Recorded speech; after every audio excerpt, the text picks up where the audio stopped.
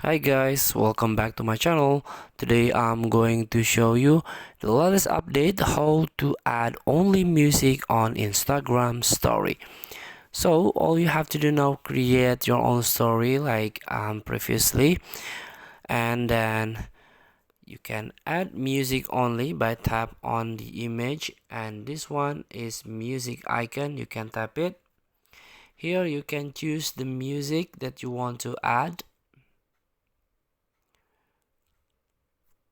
This one for example,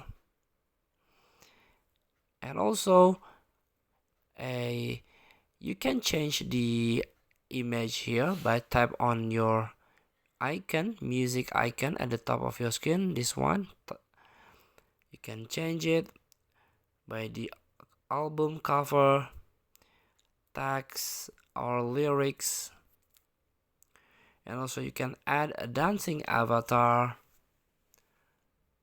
You can change or you can add tags here. You can add location, and you can add more stickers and so on. Feel free to try.